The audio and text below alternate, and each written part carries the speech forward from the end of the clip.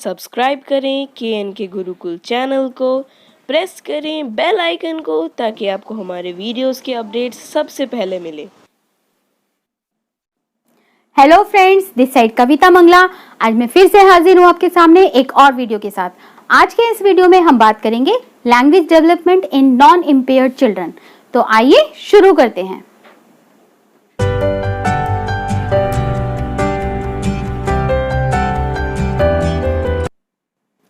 मानव में भाषा का विकास जीवन के शुरुआत में शुरू होने वाली प्रक्रिया है। नॉर्मली ऐसा माना जाता है कि जब एक शिशु जन्म लेता है तो उसमें भाषा नहीं होती है, परंतु फिर भी वह 10 महीने का होते होते बहुत सी ध्वनियों को पहचानना शुरू कर देता है, उसमें अंतर करने लगता है। क्योंकि कई शोधों से पता लगा है कि बच्चा शिशु जब एक भ्रूण होता है, गर्भाशय में ही वह सुनना शुरू कर देता है, और जब एक वह भ्रूण होता है तो अपनी माँ की आवाज़ों और अलग अलग ध्वनियों में अंतर करना शुरू कर देता है। और जब एक बच्चा जन्म लेता है तो उसके पास भाषा नहीं होती है, लेकिन हम ये कह सकते हैं कि उसके पास एक्सप्रेसिव लैंग्वेज नहीं होती है, क्योंकि वो सुन जन्म से रहा है तो उसके पास रिसेप्टिव लैंग्वेज होती है।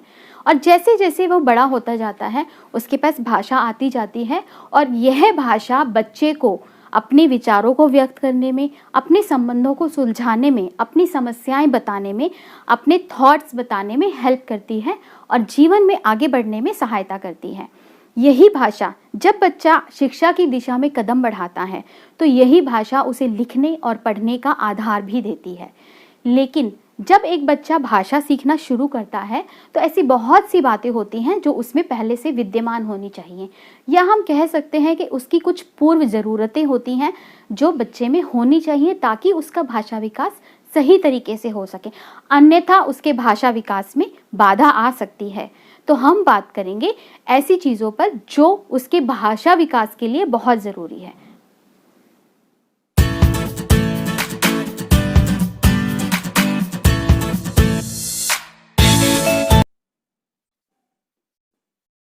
First is neurological system. यह दिमाग से संबंधित होता है, अर्थात बच्चे का दिमाग सही प्रकार से काम करना चाहिए। हम दूसरे शब्दों में कह सकते हैं कि बच्चे के दिमाग में किसी भी तरह की कोई असामान्यता ना हो या किसी भी तरह की गतिविधि में कोई बाधा नहीं होनी चाहिए। यदि बच्चे का दिमाग ठीक से काम नहीं करता है तो उसको चीज़ों को समझने में आसानी नहीं होगी, चीज़ों को समझने में असुविधा होगी, उसको बातें समझ नहीं आएंगी। जो हम उसको सिखाने की कोशिश करेंगे या जो भाषा वो ग्रहण कर रहा है, जो भाषा उसके अंदर जा रही है, वो सीख रहा है, उसको वो समझ नहीं आएगी, और जब समझ नहीं आएगी तो वो उसको एक्सप्रेस नहीं कर पाएगा। इसलिए हम कह सकते हैं कि बच्चे का न्यूरोलॉजिकल सिस्टम सही होना चाहिए, सही प्रकार से काम करना चाहिए। नेक्स्ट इसमें आता है स्पीच मैकेनिज्म।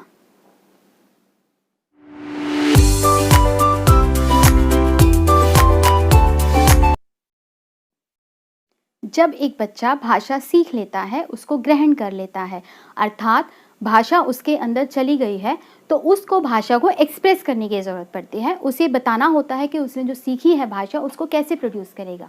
तो उसके लिए उसकी स्पीच पर काम किया जाता है, उसके स्पीच सिस्टम पे काम किया जाता है, जिसके लिए उसके 3 सिस्टम्स का सही होना बहुत ज़रूरी होता है। पहला रेस्पिरेटरी सिस्टम, दूसरा फोनेटरी सिस्टम और तीसरा आर्टिकुलेटरी सिस्टम। अगर बच्चे के ये तीनों सिस्टम बिल्कुल ठीक से कार्य कर रहे हैं तब भी वह स्पीच को आसानी से प्रोड्यूस कर पाएगा और अपनी भाषा को आगे बढ़ा पाएगा। Next is sensory system.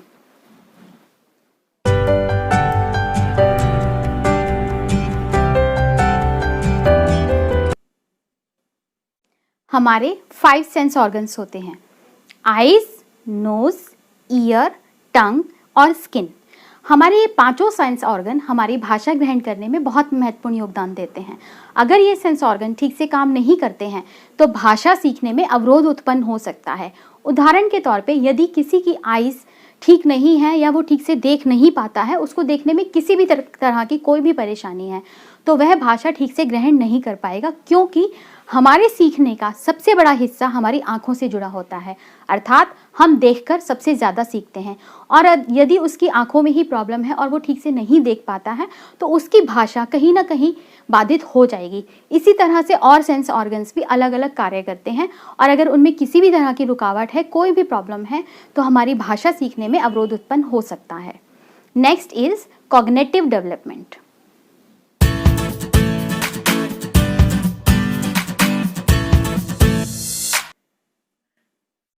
इससे अभिप्राय है बालक के सोचने समझने की क्षमता, अर्थात भाषा सीखने के लिए बालक के सोचने समझने की क्षमता सही होनी चाहिए।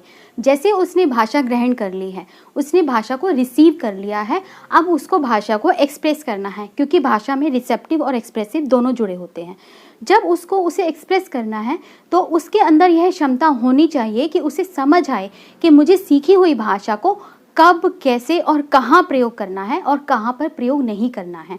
यदि उसमें सोचने समझने की क्षमता नहीं होगी तो वो ग्रहण की हुई भाषा को भी अच्छे से एक्सप्रेस नहीं कर पाएगा, सही जगह पर उसका प्रयोग नहीं कर पाएगा, जिससे उसमें वाक कुशलता का गुण नहीं आ पाएगा। इसलिए कहा जाता है कि बच्चे की कॉग्निटिव डेवलपमेंट सही होना चाहिए। Next is motor ability.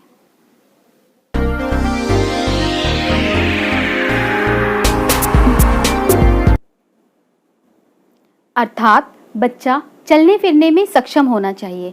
बच्चा यदि चलने फिरने में सक्षम नहीं होगा तो उसके अंदर एक तरह से डिसेबिलिटी पाई जाएगी, और एक डिसेबिलिटी हमेशा दूसरी डिसेबिलिटी को जन्म देती है। और यदि बच्चे में इस तरह से डिसेबिलिटी पाई जाएगी तो बच्चा भाषाई ज्ञान प्राप्त करने में बहुत परेशानी अनुभव करेगा। इसीलिए कहा जाता है कि बच्चे की मोटर एबिलिटी सही होनी चाहिए, वह चलने फिरने में सक्षम होना चाहिए। मोटर एबिलिटी को हम दो भागों में बांट सकते हैं। पहला फाइन मोटर एबिलिटी, दूसरा gross motor ability. Fine motor ability अर्थात बच्चे की छोटी हड्डियां सही रूप से कार्य करनी चाहिए, जैसे कि उंगलियां। बच्चा उंगलियों से ही पेन या पेंसिल को पकड़ पाता है और लिख पाता है। इसी के द्वारा बच्चे का कॉग्निटिव डेवलपमेंट हो पाता है। बच्चा जब स्कूल में अपना भाषाई ज्ञान को आगे बढ़ाने के लिए जाता है तो उसे पढ़ने और लिखने के लिए पेन और पेंसिल की ज़रूरत होती है, जिसे पकड़ पाना उसके लिए सक्षम होना चाहिए। यदि वह उसको नहीं पकड़ पाएगा तो वह भाषाई ज्ञान को आगे नहीं बढ़ा पाएगा। इसीलिए फाइन मोटर स्किल्स का डेवलप होना बहुत ज़रूरी होता है। Next is gross motor skills. Gross motor skills में बड़ी हड्डियां काम करनी बहुत ज़रूरी होती हैं, अर्थात बच्चे का चलने फिरने में सक्षम होना चाहिए, उसके साथ साथ ही वह बड़ी चीज़ों को अच्छे से उठा पाए। तभी हम कह सकते हैं कि बच्चे के फाइन मोटर स्किल्स अच्छे से काम कर रहे हैं। Next is processing development.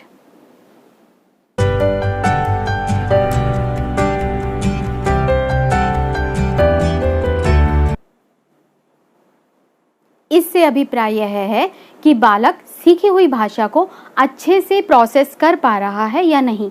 Processing का मतलब होता है कि जो भाषा हमने ग्रहण कर ली है वो हम सामने वाले को व्यक्त कर पा रहे हैं या नहीं, या फिर हम उसको याद कर पा रहे हैं या नहीं।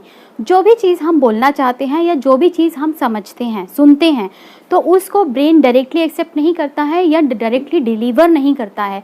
जब मैं कोई शब्द सीखा हुआ है, जो कोई शब्द मेरा सीखा हुआ है और उसको मैं कभी सुनती हूँ, तो सुनते ही वो एकदम से समझ नहीं आता है। उसकी मेरे ब्रेन के अंदर बहुत सारी प्रोसेसिंग चलती है।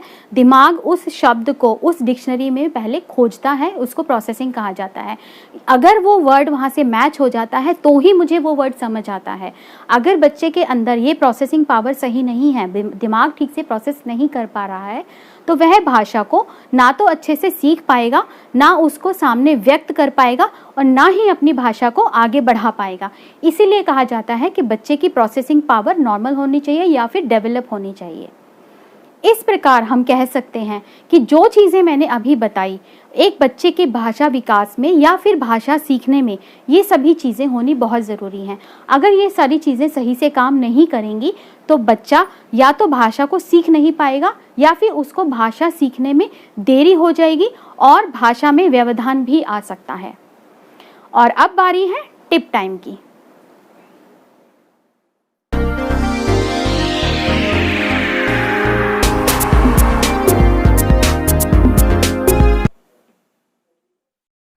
जब आप एग्ज़ाम की प्रिपरेशन करते हैं तो अपने सिलेबस को अपने फ्रेंड के साथ आधा आधा बांट लें और उस आधा आधा बांटे हुए सिलेबस पर ही दोनों मिलकर नोट्स बनाएं और बाद में उन नोट्स को शेयर कर लें। इससे आपका नोट्स बनाने में टाइम कम लगेगा और आप अच्छे नोट्स बना पाएंगे। उम्मीद करती हूँ मेरा आज का वीडियो आपको अच्छे से समझ आया होगा। मेरे इस वीडियो से रिलेटेड कोई भी कमेंट, सजेशन या सुझाव हैं या फिर कोई भी क्वेश्चन है तो आप कमेंट बॉक्स में जाके कमेंट कर सकते हैं। मेरे पिछले वीडियोस को देखने के लिए डिस्क्रिप्शन बॉक्स में जाके लिंक पर क्लिक कीजिए। मैं जल्दी ही आपके सामने अपना नया वीडियो लेकर आऊँगी। मेरे वीडियोस को जल्दी से जल्दी और सबसे पहले देखने के लिए मेरे चैनल को सब्सक्राइब करें, बेल आइकन को प्रेस करें और अपने फ्रेंड्स के साथ ज़्यादा से ज़्यादा शेयर करें। Thank you.